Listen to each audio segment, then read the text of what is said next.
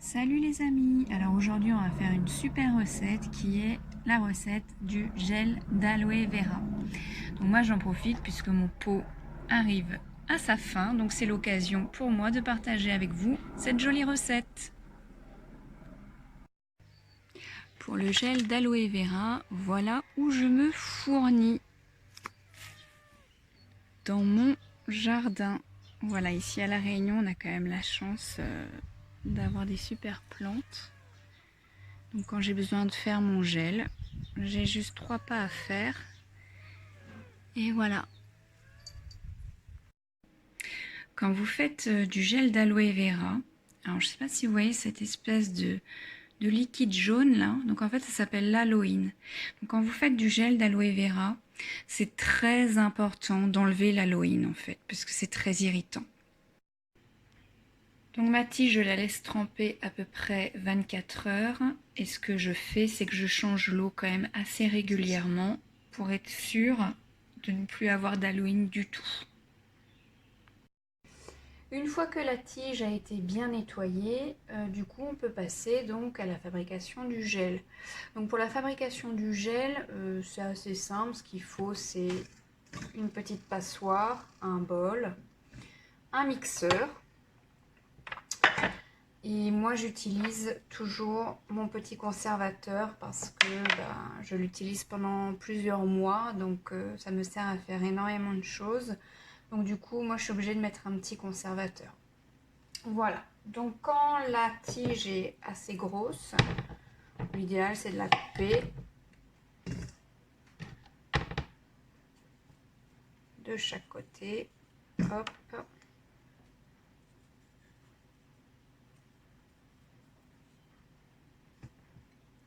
Voilà.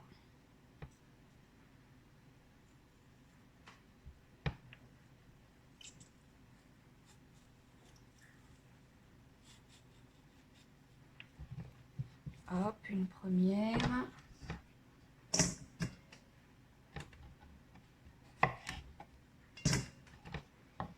Un second morceau.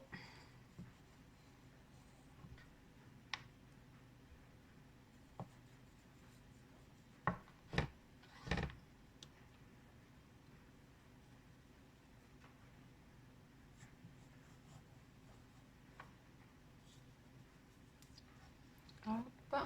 Et puis le dernier bout.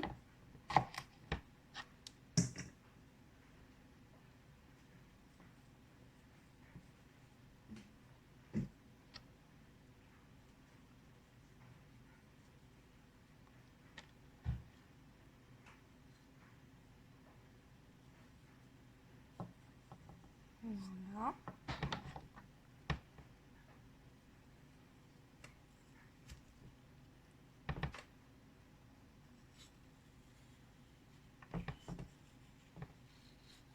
Donc, comme ceci. Hop, voilà.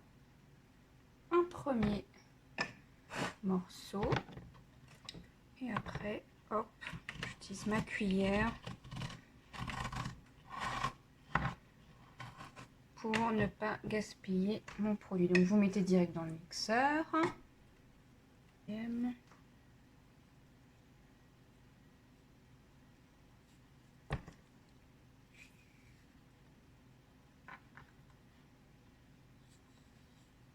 Voilà. Couper ce petit bout là parce que je le trouve jaune. Hop.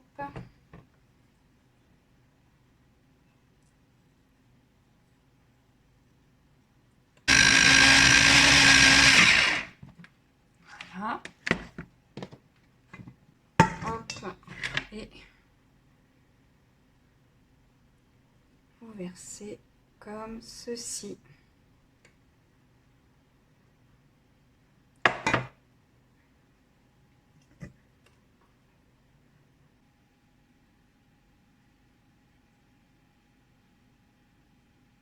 Et nous, on va donc récupérer ce qu'il y a dans le bol. Donc du coup, moi, ma préparation, elle représente à peu près 100 ml.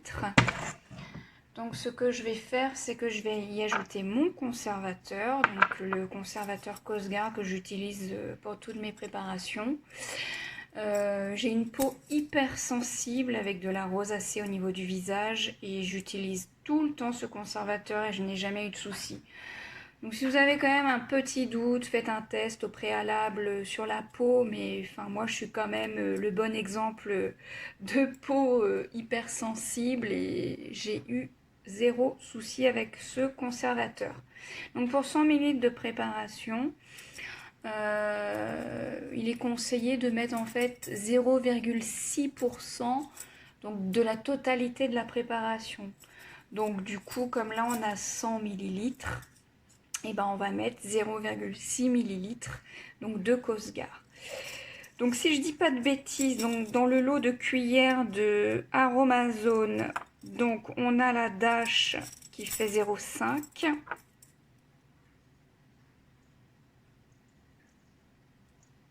Voilà. Et l'autre, je crois que c'est la TAD qui fait... Non, c'est pas la TAD, c'est laquelle déjà? La Drop, pardon.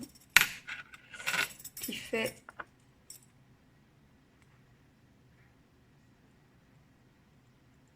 0,8. Donc comme là, c'est un petit peu coulé, ce sera suffisant. Alors, juste petite rectification, la drop, c'est bien 0,08 ml et pas 0,8 ml comme je viens de le dire. Donc 0,08 pour la drop et 0,5 pour la Dash. Voilà.